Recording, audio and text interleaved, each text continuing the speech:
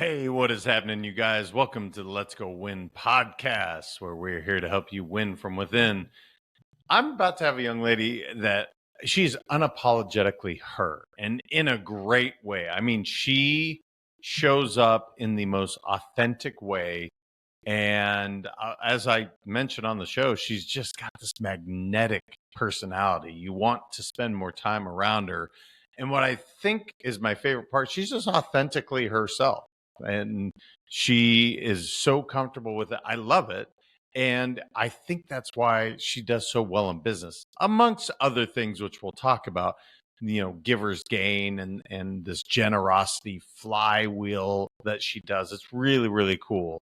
But I'm excited for you to meet Kate Sargent, who is a career coach with 20 plus years in leadership, recruiting, and HR, including as VP of People Operations. She's coached over 1,000 clients, mostly through referrals, and partners with organizations like Colorwave to support underrepresented talented in VC, tech, and private equity. Passionate about mission-driven work, Kate makes career growth and workplace navigation simple, supportive, and even fun. Well, Kate, so good to as we were talking off air, you and I could just sit here and chit-chat, but I figured let's hit record and see what the heck is going on. Thank you for joining in from Chicago and out of your element, as you said, but also crushing in your element at this conference. Well done. Yeah, thank you. No, I'm out in Chicago for the Fractional. Shout out for the Fractional people out there. Having a great little conference talking about how fractional work is going to take over everything. So it's been really fun. Yeah. And you mentioned something, you wouldn't brag, but I'm going to try and brag for you as best I can. One of the things that you mentioned is, deposits, withdrawals. You were talking about that a little bit. And then you're talking about the super connectors and I think you called it the force multiplier.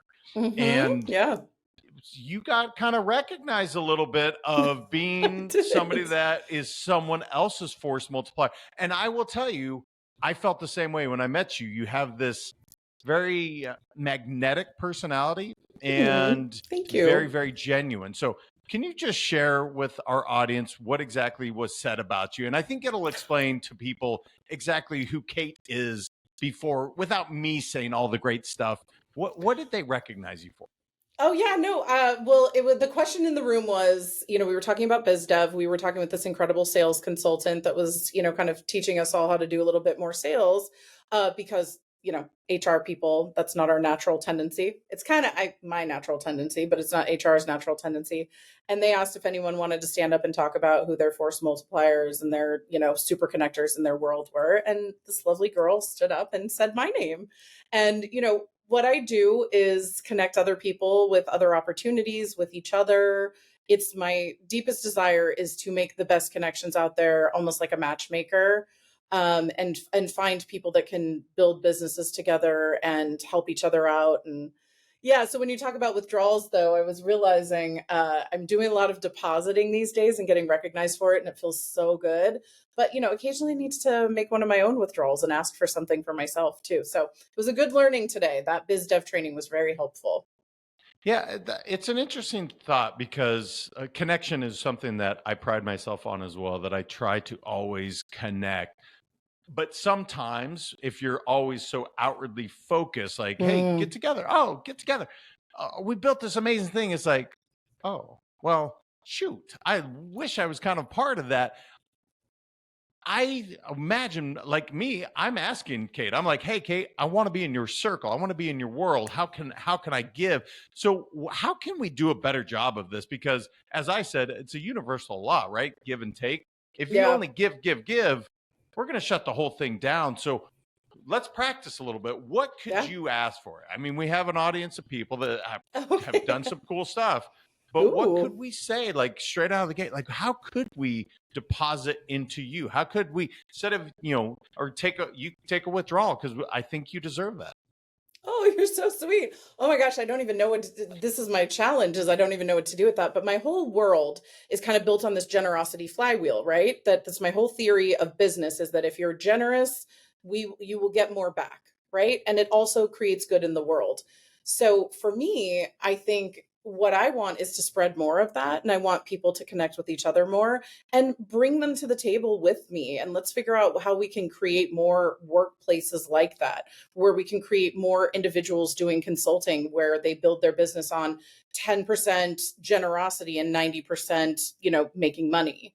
And I think, to me, what you guys can all do for me is come follow me on LinkedIn and, like, contribute and find those people that need your support and figure out how you can build things that are not just self-serving, but all serving.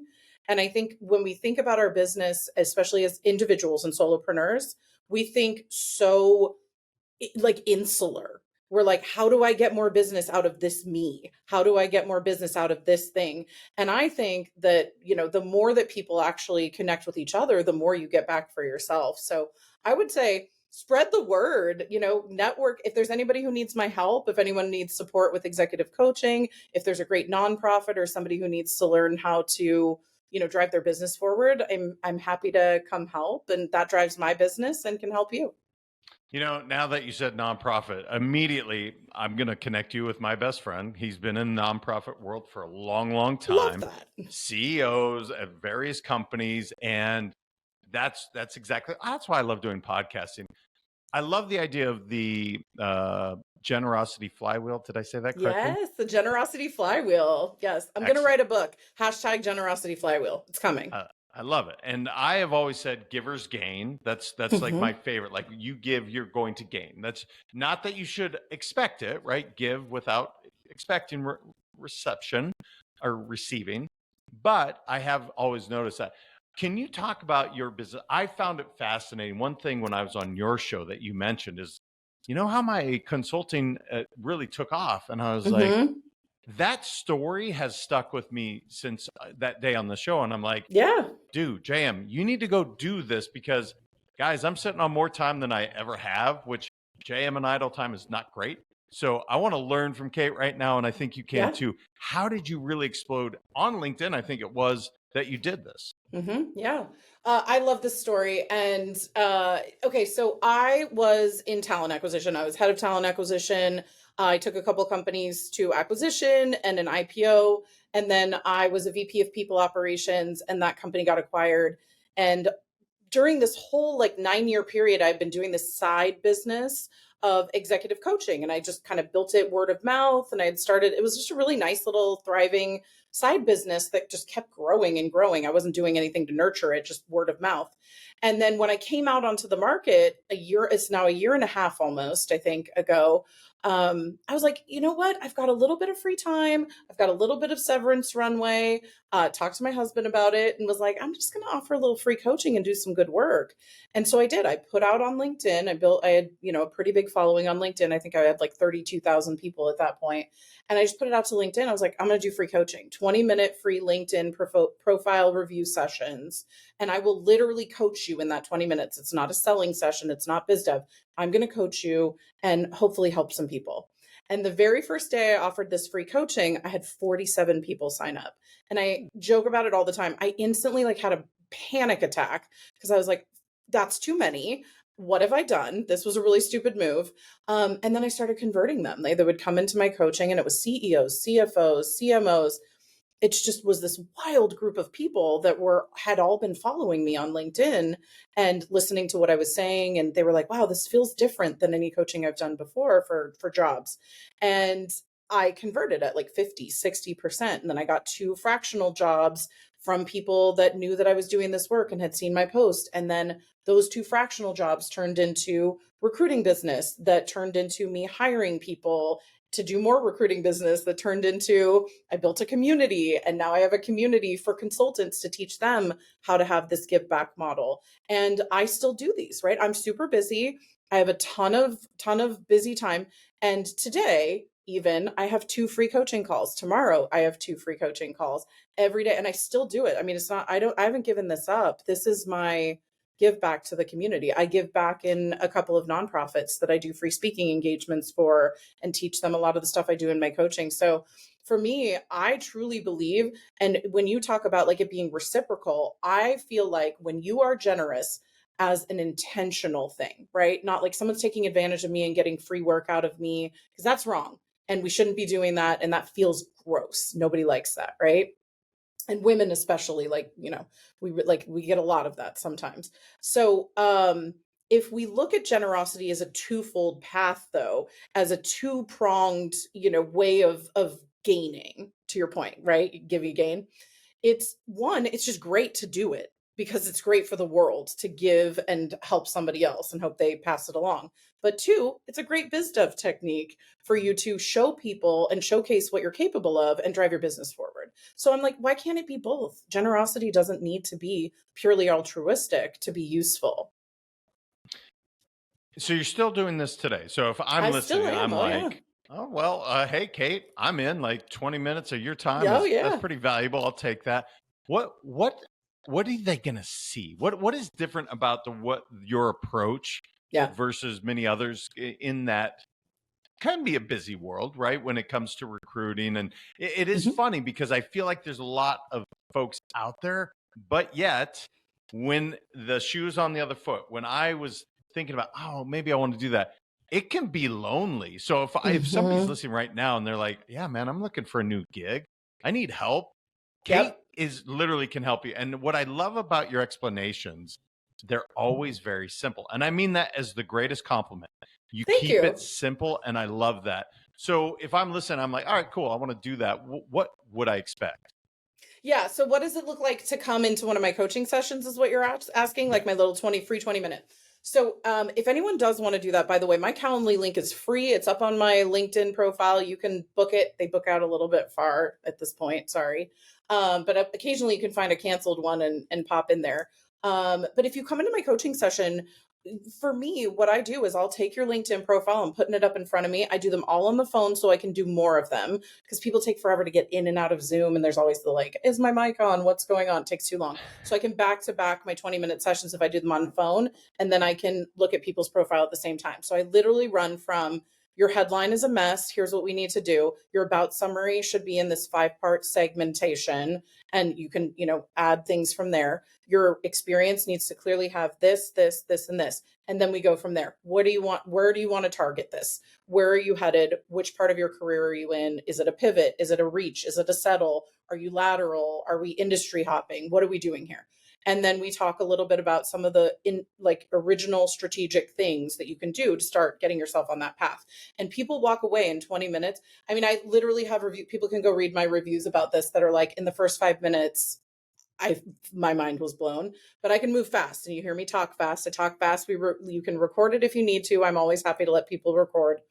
And we get through a LinkedIn profile of like, here's what you're doing wrong. Here's a couple of things you can do. I'm not like, I tell people initially, I'm giving direct feedback. Don't be precious, because I'm going to tell you exactly what it is. I'm going to tell you quickly. And then people walk away with like 10 actionable items, usually within that first 20 minutes. And if it doesn't leave you hungry for more, at least you feel like you got something out of it. And to me, they can go show somebody else how to do that, which to me is the key too. Like, I give you something that is so simple that you can just go show, your best friend who also got laid off how to do this. But if people want to dig deeper, I go, a lot deeper. Core story, how to build your LinkedIn, how to do your resume, how to survive an interview, how to really kind of get through this process. And if people want to turn their business into a real business, and they want to go from being in-house to fractional or consulting, I do that too. I help you figure out how to parallel path that, how to make it a side hustle, or how to build something like that. But the key to me, and this is what I think a lot of people miss, is they use these free consults as biz dev. And yes, it's all biz dev, right? When you're building a business, it's all biz dev. But it's also about creating value about yourself. It's about creating word of mouth. And if you're in a growth stage of your business and not a maintenance stage of your business, you've got free time sometimes too, right? Or you're in between clients or whatever you're doing. Spend 10% of your time doing free work versus sitting on the job boards, looking at stuff, going and seeking a more like passive type of way of doing things. Put yourself out there. Let people come talk to you. And the one thing you'll learn too, sorry, I know this is a long answer, but the one thing you'll learn when you're out there too, and I think a lot of people don't realize, is you assume that your stuff that you know, other people know. Yes. We all sort of assume the things that we know other people just know. Like, to me, it just seems logical. that you would write a 3-part LinkedIn headline that had lots of information about yourself versus just your title. But other people don't think that way. So what you have is super valuable to people. You just got to put it out there in a package that those people can find it and recognize that like that's something that they need to know about. Yeah, and it's such a polar opposite to how LinkedIn feels right now. For me anyway. I don't know about you, but I'm just Interesting. inundated with, let me tell you how great I am. It's like boom, Oh, boom, that's boom, boom, boom, boom, garbage. boom, boom. And I'm like, dude, can you bring a little value first? And then let's have a conversation. Like, just a little value. But I have been turned off by LinkedIn. And I know it's a great platform. The way you're Mm-hmm. approaching it, I think is so, it's not a bot, right? You're saying, here's a thing that you can do. You choose in, you're going to get some value. And if something works for you, great. Gosh, guys, everyone listening, let's change LinkedIn together because I would love, love, love to see that. Well, and everybody's up on Sales Navigator now too, right? Because they've got all the tools on the back end for all the analytics. And you hear all of these coaches and people out there like, I can 10x your business and I can do all of this. And they're just popping into your DMs with all this information, but it all sounds the same.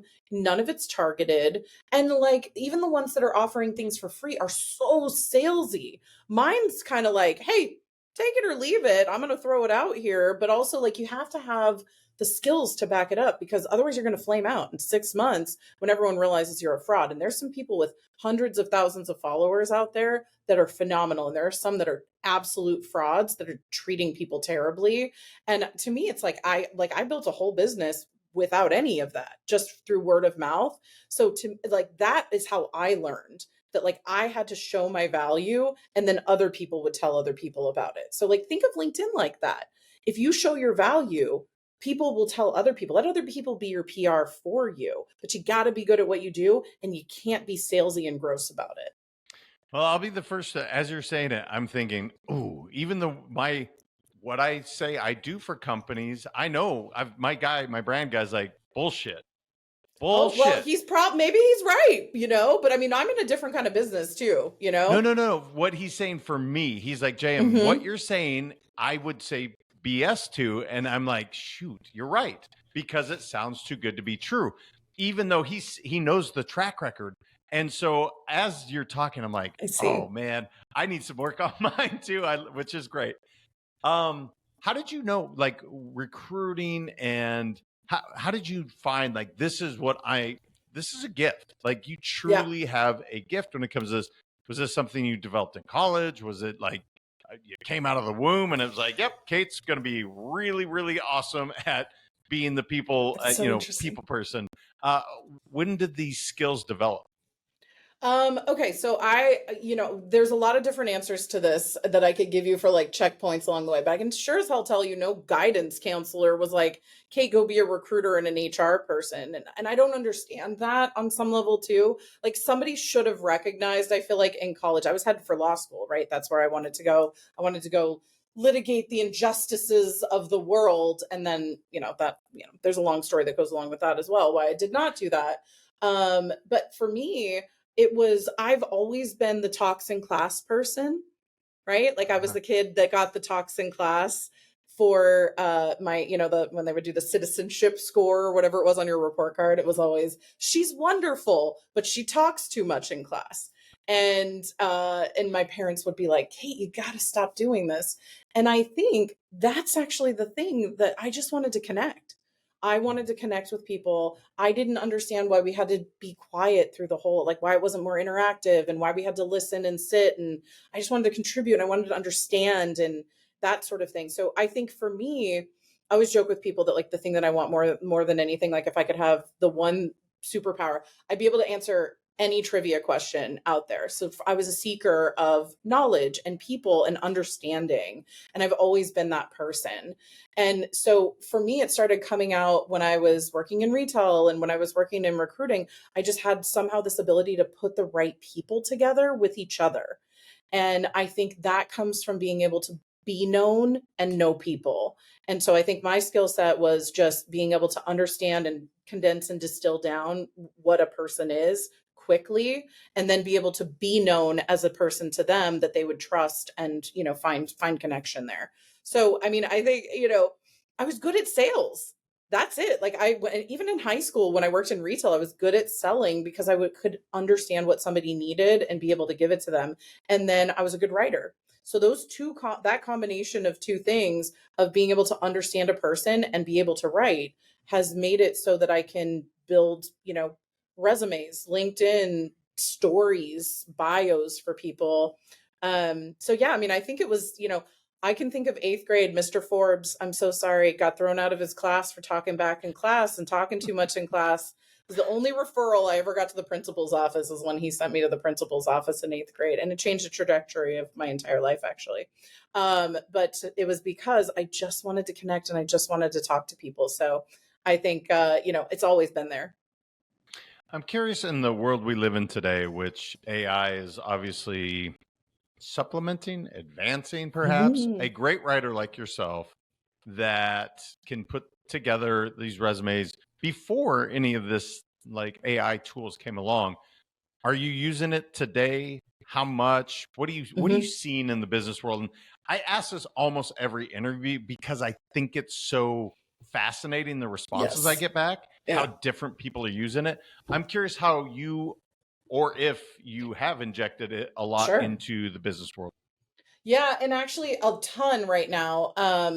So the answer is it's a huge tool for me. I'm a believer in a second pen version of AI versus a first pen version of AI, meaning I want something written first that came from me and came from the person before I go into AI and then ask AI to write it. And I personally believe, and I actually had some really good conversations this week about this too, that that's the best way to utilize this tool, at least in its current form, right? If you're ChatGPT or Claude or whoever you're using right now, is that's the best and most effective way to use it. Because if you already start with something that's real and created and a core, like it feels natural when you have it improved versus asking it to create something and then you improve upon it. That's a hard way to do things. And it really doesn't sound like you ever, because it doesn't, if you prompt properly. So yeah, I am using it. God, it has changed my entire life, if I'm really being honest, because one of the reasons I stopped writing people's resumes for them. So now I do it in session with them and I send them with homework, or we like kind of do it in ChatGPT or whatever. But one of the things that was a problem for me was the time it would take. I'm a perfectionist. That story has to be right. And now I can run through options and options, think my thoughts out loud, put them into prompts and create things in a way that I was never able to before. So that now I can go into my, what I've built in my AI and say, write this resume Kate style. And literally that is the prompt, write it Kate style. And it writes it in my format that is already prepared and ready for me to go. So it has changed my life dramatically. And it's changed, frankly, like the cost of my services to hour. And it's also just like very easy for people to come into my work and get some product quickly. So I'm using AI in that way. One of the things we're doing too right now is we're building trainings for executives. Because one of the things, so I do a lot of executive recruiting. So I talk to mostly like laid off C-suite executives, CEOs, et cetera. And the thing that feels very common in that group is a lot of them who've worked in the same role for 10, 15 years are vastly behind in using AI because they haven't been touching it directly. They haven't had to work through it, but now they're having to speak to it in a way that they never had to before. And it's like an explain yourself, right? Because interviews are about explaining yourself. And if you can't speak competently to AI, how you're going to use it, how you use it for yourself, what it is, the terminology, et cetera. So we're actually building some like executive AI trainings that are just like the basics that we're going to start offering as part of our packages. Because part of my sessions, I wind up talking through, well, hey, we need to talk about how you're going to talk about your AI strategy when you get into these places. You need to be competent and confident to be able to talk about those things. So I'd say that's a place where if I was an executive or if I was somebody out on the job market right now, I would go take some AI classes, find some good ones, because there's a lot of shady folks out there right now doing some, a lot of really crappy surface level AI created trainings. But get in there with somebody who understands relationships, connections, and high level executive work, and get yourself some AI training to go along with that. Because as I said, it's a second pen mentality right now. It may someday be a first pen mentality. So get yourself ready to be able to talk about how you're going to manage it, how you're going to support your teams, and how you're going to grow with it. Yeah, it's as you said that it's literally I was thinking of my first book because I found that my writing, I hated my own writing. Literally, I read it and I Oh, was like, that's sad. "Ooh, no, it's Okay. terrible." I mean, not But everybody's a great writer. I get it. Doesn't mean you don't have good ideas. it wasn't my voice, right? That's what was hmm funny is like when I talk, I'm like, "Oh yeah, it kind of makes sense." When I write, I'm like, "Oh man, I'm falling asleep. It's terrible." And what I found with ChatGPT is typically what I use, I dictate into it, hmm and then it takes this beautiful thing and it just shrinks it, so it's like, oh, all those ums and all the it gets shrunk down, and Yep. now it's a concise thing that allows the person to know exactly what I'm asking for or trying to provide. I think it's absolutely brilliant, and yet to your point, I'm still shocked at how many people still aren't using it as much as I'm like, Oh. look, I don't really write an email anymore. I talk into this mic, I put it in, it makes it a little better, then I fix it, and then I hmm ship it off. And I think, again, I should never assume that that's what everybody does because it's just not what's happening. And it does surprise me that I guess more people aren't using it to that degree because it is a fantastic tool. Yeah, and but you made a really good point there too that I think a lot of people are missing is they do step 1 and 2, which is the dictate into and let ChatGPT spit it out, but they don't do that final piece of like edit, make sure it sounds like me, right? And I think that's what's missing from resumes for sure. Because if you've done as many talked to as many people as I have, you go in and you're like, oh, everybody is fostering collaboration, right? Are we all fostering collaboration? Every single person in the world? Is that's amazing. Wow. Like I didn't know that you all were doing that. Anyway, I digress, but like they all start to sound the same. So I do think that like that final piece of like add yours, make sure that it's yours and it feels like you is something that a lot of people are missing. And we were talking about the next generation coming up and like my kids of the world.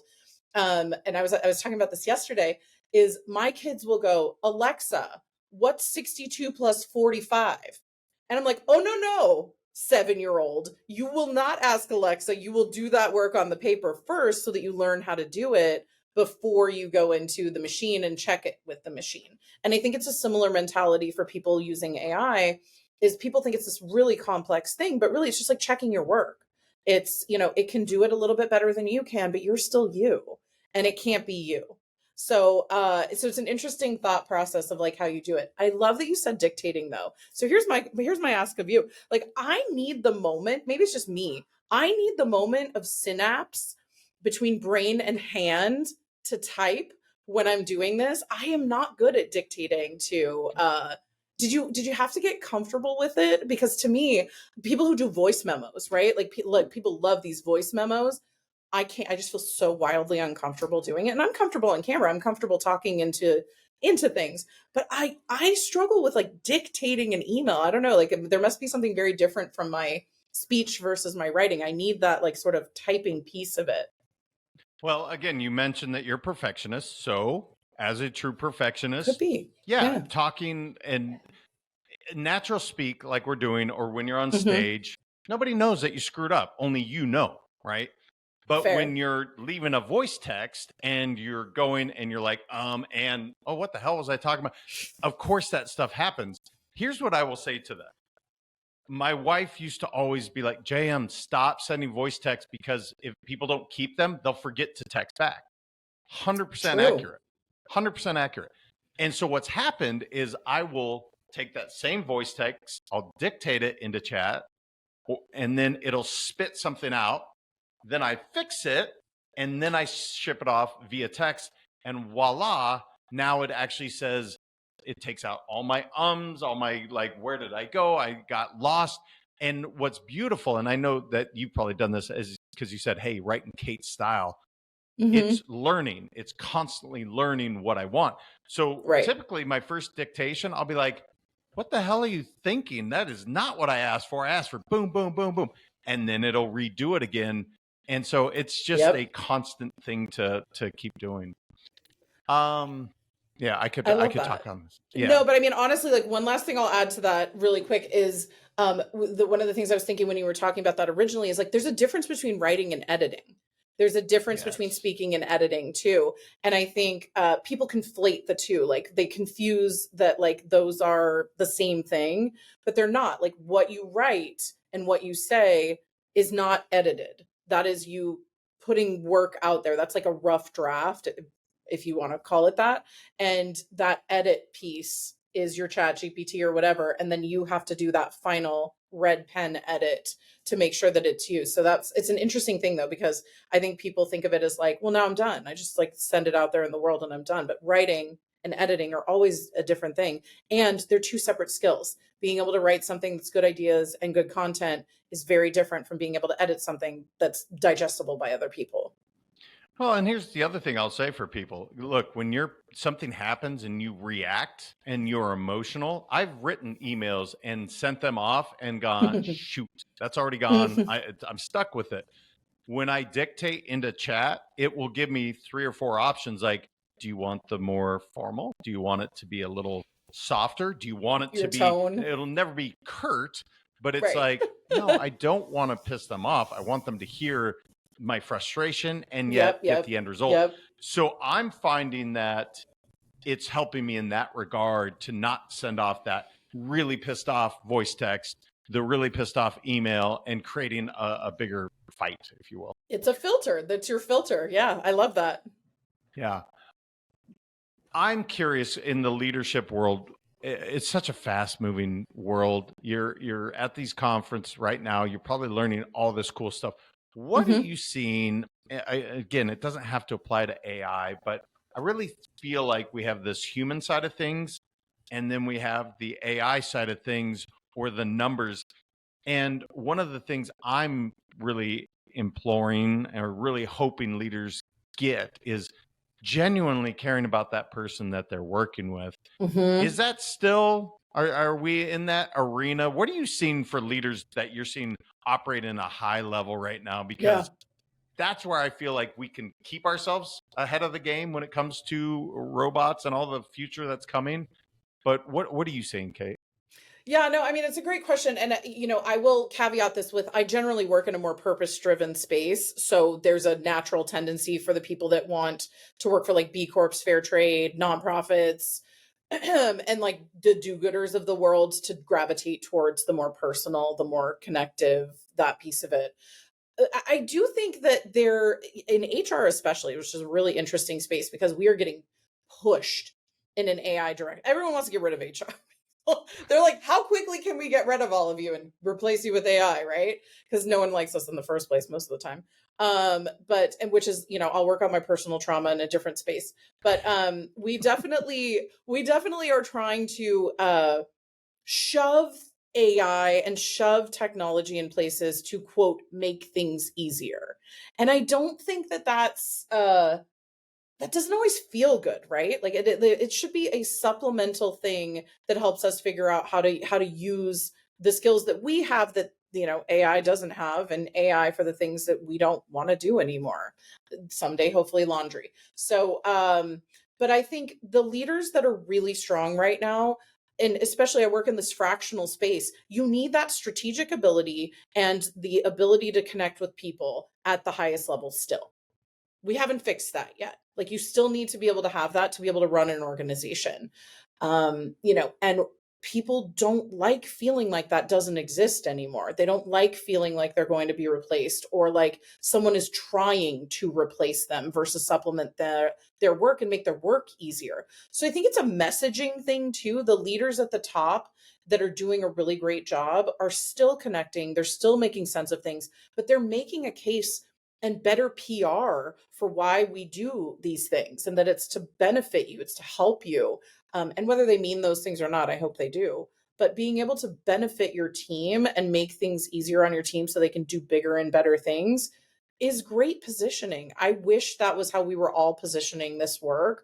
But the, fear mongers of the world too are like, it's going to replace you. It's going to get rid of your job. Great. So did computers, right? Nope, they didn't. They sure didn't. And also, electricity didn't replace every job in the world either. So I think new jobs get created, new things happen, and leaders who know how to speak to it and convey that executive presence, convey that like importance of connection and people and managing are going to be the ones that are going to succeed. They're going to be the ones that are going to win. Yeah, it is. You hear it all the time. I saw a video the other day. They had a robot interviewing the guy and telling him why he was a better fit for the position, and it was funny, right? It was kind of Sure. satire, and I was like, okay. The truth is, it could be true. This robot Sure. probably could replace certain things, and it's not going to be able to be empathetic the way that a human being can. It's not going to be able. There's a reason you're at a live conference right now. As much as we may have liked the remote world that we after COVID, being together is just different, right? Being able to see Kate's face is just different than being remote. But I mean, Fractional. also like, yes, go ahead. Really quick though, let me just add to that thought of like people versus robots is like that robot only exists because a person programmed those emotions into it also, right? Like they are the product of us. Yes, they learn, yes, they create, yes, they grow, yes, they turn into different pieces, but all of that came from like a desire for connection and all of us being able to connect and put our work into something too. So I think when we peel the onion back of what AI and what technology actually is, it's one, to make our jobs easier, and two, it's us putting ourselves into something so that something can be done better. Like, so there's always a human element of that, and there's always going to be a human element of it. But also AI is meant to like make work easier, right? Like it's make work better, easier, faster, whatever it is. But the value of it is only in how much we value work too. Because if you're talking about like, well, does it replace all of this stuff? Well, only if we consider work all of this stuff, right? Because the stuff that's still important is like connecting with your family and your kids and those type of things. And like, do you want AI to replace that? Like, why would you want that, right? We have that, and that's a huge part of our lives too. So, I mean, I think that's the challenge for me, where it's like, work isn't everything. Fix work with AI, freaking great. That sounds wonderful. I would like to work less. Actually, I don't know if I'd like to work less, but like I'd like to have the option. So like let me work less, but like so that you can do those things. It should be for a reason, not just so that we can like outsource ourselves and not have to do things anymore, but so that we can do the things that we want to do and have those connection pieces and like experience that. Yeah, it's funny. You said I should work less, and I feel the exact same. Every time I'm like, oh man, wouldn't it be great? No, actually, when I have idle time, like I said, I have the free time right now, and Yes. it's not good for me. I Me love neither. working. Tell me about the fractional world, because Sure. I guess for me, I didn't realize how much I was like, oh, wait, I just get to do exactly what I'm really, really good at. And it helps this company out tremendously.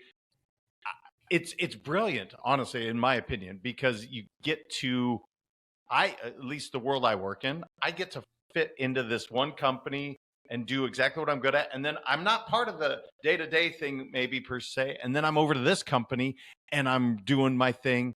I absolutely love it. For those that aren't that familiar with this idea of fractional, what do you think? Why is it that I guess I fell in love with it so much? What is it that you found that was so appealing about this fractional space? Yeah, it's an interesting question. And there is controversy over what is fractional and what is consulting too. So there's like different definitions of fractional depending on who you talk to. Because I would argue that what you're talking about is a little bit more consulting and a little bit less fractional. But again, who you talk to, it's like still like sort of an ambiguous term. Because in my mind, a fractional executive is somebody who is like manager or director level and above, someone who can manage a function or more, like someone who has gotten to a point in their career that at some level they can manage a function themselves, right? So fractionals in my mind come in and they are more embedded in the team, but they can do this for multiple organizations. And to your point, they do the thing they're the greatest at, which is strategy. And sometimes that includes managing a team, sometimes that includes managing a function, but ultimately they are the highest level consultants, are these sort of fractionals. And then to me, consultants are the plugins where you plug into that one segment, that one project, or that one team, or whatever it is, and you crush at whatever that thing is or getting that thing across the finish line. But to me, a fractional is a little bit more embedded in the team because they're not only strategy, but they may be managing a team or a function. But I think the appeal of fractional is in our lifetimes. You think about this, right? Like my grandpa worked for Standard Oil that became Chevron, and his entire career, like 46, 7 years, something absurd like that, all in the same company. He never experienced another company. He didn't get any outside knowledge or anything like that. It was great. And thank you, Grandpa, for doing that. Thank you for all of our Standard Oil shares. Really love that. So appreciate that. And he sacrificed for his family. He was an incredible man. But he, like, if you think about the workforce today, being a fractional gives you a skill set that gives you a thing from here, a thing from here, a thing from here. And then your knowledge base grows like a database. Like you learn this from here and this from here, and you build templates from that. And what it does is it creates the opportunity for you to like have a broader knowledge base across industry, across function, across, whatever the thing you're doing at what level. And then when you go to the next space, you have this like wealth of knowledge and these tools and these frameworks and these things created that you can bring to the next organization. Whereas if you are in-house, you are limited. You will always be limited in your role. Not saying that it isn't great to learn on the way up or stay in places for a long enough time, but at a certain point, there's only so much you're ever going to know if you work in the same place for that long. So I think that the value of fractional is, one, getting to do the thing you're great at, to your point. Two, being able to do it in multiple different spaces and learn from each of them individually and, help each other out in the different spaces. And then lastly, I think being fractional also, it gives you like runway for whatever you want to do next. It also helps you figure out the things that you're great at and the things you're not great at too. Sometimes you'll take a dog job, right? Like you'll take it as a fractional and you can get out of it. It's not your whole income, right? There's a safety in that. So you can plan what your next move is, or you can shift or change your career in different directions based on what you learn versus staying in a relatively linear path for like 10 years. Yeah, I'm going to have to work on my definition for sure, because I guess what I've always felt, I do great work as a consultant. And when I'm fractional, or if let's say I have equity in a company, I have just that extra gear that I don't have as a consultant. And yes, that is what makes you fractional. And that's the part that I try to explain to all my clients. I'm like, look, I get it. Giving up equity, that's a big decision. Not an easy one to make. But if you want that extra gear, I found that when I have that piece, I'm just that much better. It is what it is. So the term I use, sorry, didn't mean to cut you off. No, you're good. Please. No, I was going to say the term that like I'm big on visceral terms that like really help things click in your head. And the word that to me, the two words that change you from like a consultant to a fractional are the words embedded and invested. Right? So like a consultant can sit over here and never talk to anyone and produce work. A fractional is somebody that your team knows, is building strategy, is working cross-functionally, and is invested in whatever definition, right? Like that doesn't mean you have to have money or equity or whatever, like, but invested in your team versus doing a project. Yeah. No, I love that. And it's actually the word investing in yourself. It totally makes sense. I love that. I could ask you so many. You're a fascinating woman. You have so many layers to you. What didn't I know enough to ask you, Kate? Because I thoroughly enjoyed. She's got this cool thing on her podcast with the snacks and whatnot. I don't do that. That's okay. One of my favorite questions is to say, what didn't I know enough to ask you that I should have? And just let you rip for the next couple minutes on whatever it is that you want to share with the audience as we start to wrap up. Yeah, well, I mean, I would say, a big part of who I am is vulnerability. And I think it's the thing that helps people understand me, that like I've never pretended to have everything figured out. But I think the question you didn't ask me is, what would have stopped you from doing this in your career? And like, what did you have to get past to do that? And it's imposter syndrome. I think imposter syndrome is it's a word. It's a kind of a buzzword. It's kind of annoying buzz, like synergy, those things that I feel like people are throwing it around without really thinking about what that is.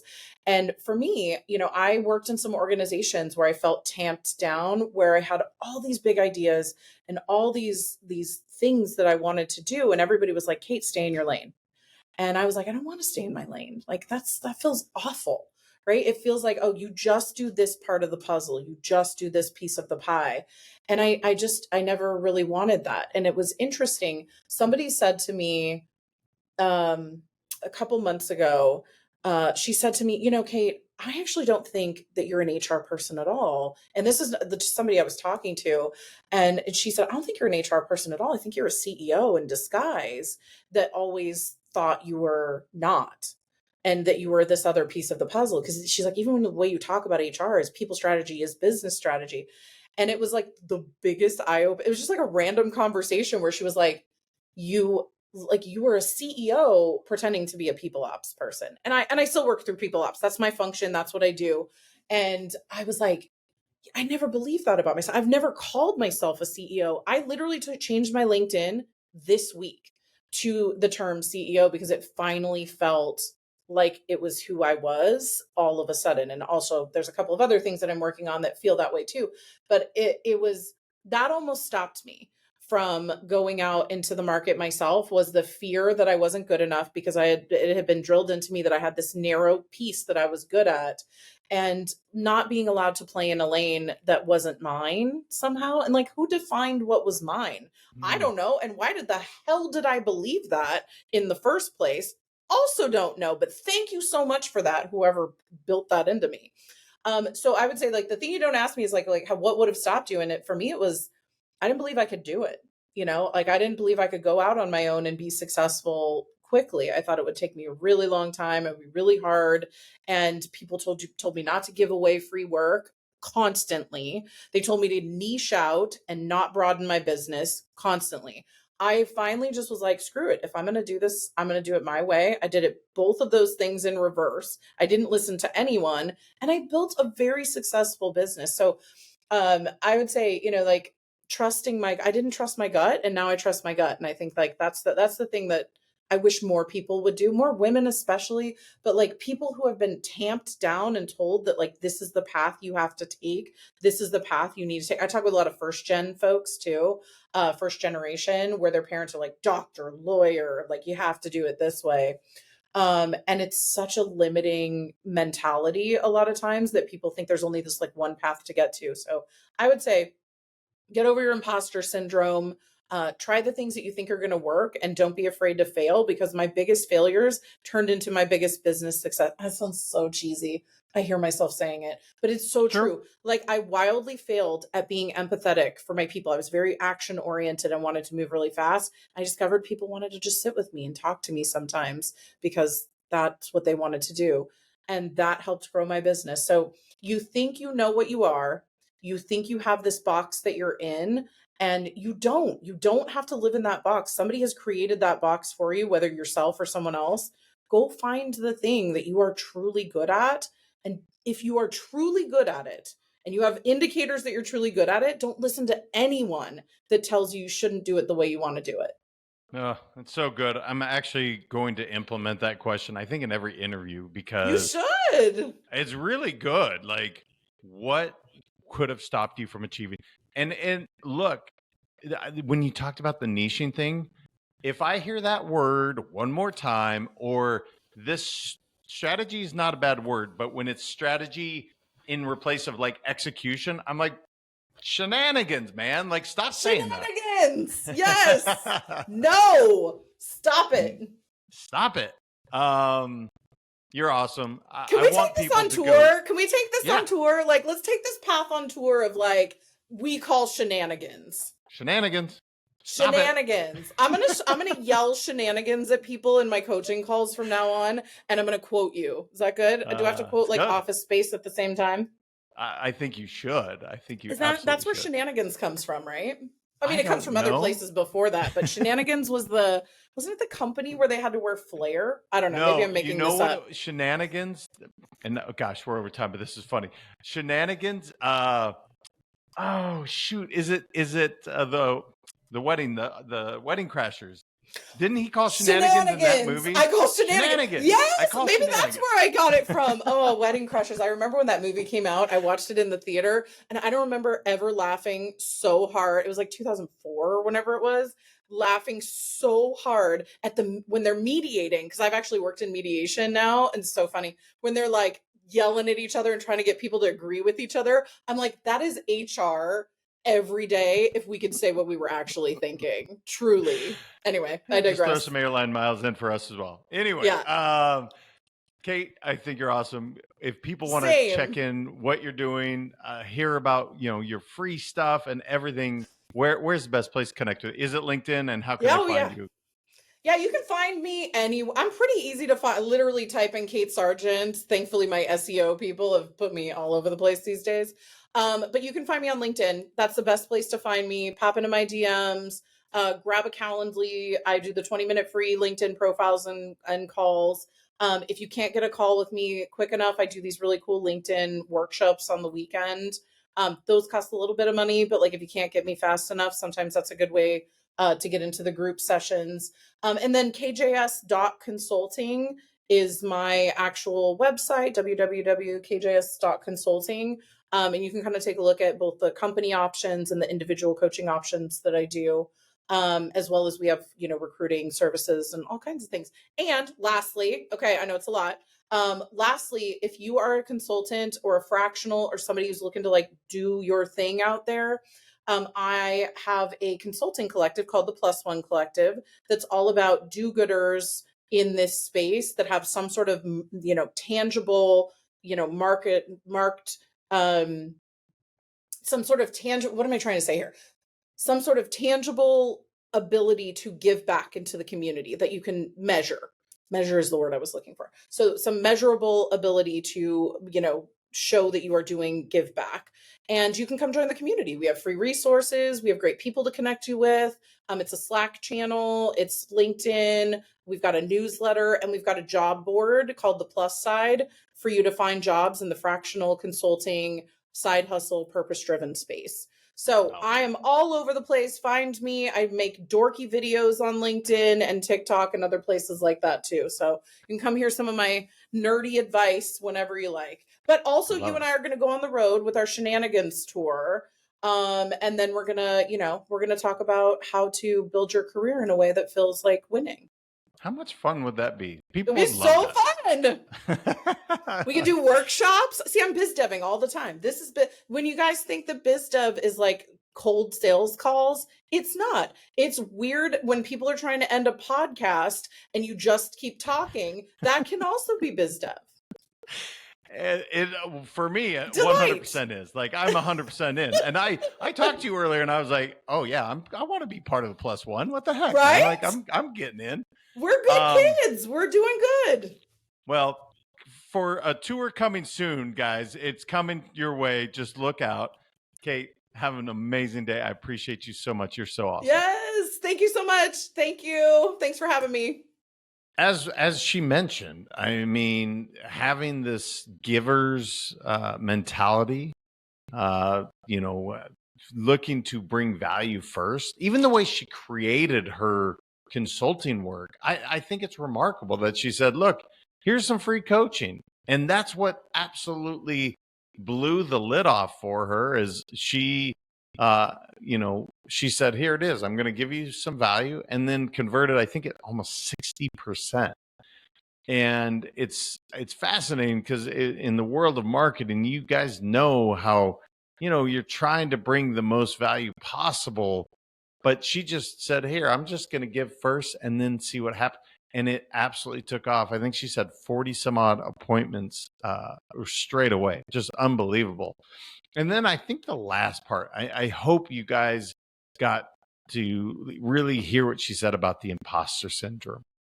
I think we've all felt it at one time where we didn't feel worthy. We didn't feel like we knew what the heck we were doing. I know I have many, many times. Starting this podcast many years ago, I was an imposter. Every time I started a company, wrote a book, became a dad, you feel like an imposter because you don't know what the heck you're doing. and yet it's such a relatable thing that I think anybody can appreciate. So for her to be so open and say, that's what almost stopped me from living the life of my dreams, I think we can all relate to that, and hopefully less people will choose to not do what they're going for because they feel like an imposter. So I hope you enjoyed as much as I did having Kate on. Do me a favor and go check her out on LinkedIn. She is truly, as you could feel in that interview, just someone you want to be around. And make sure to share this with somebody, whether they're looking for a job. Kate's obviously awesome at helping people with that, or they're just looking to be inspired to truly be their authentic self. She absolutely embodies that. And that's something that I think all of us can learn from. So until next time, make sure you are taking care of yourself and your mindset matters. I appreciate you all. We'll talk soon.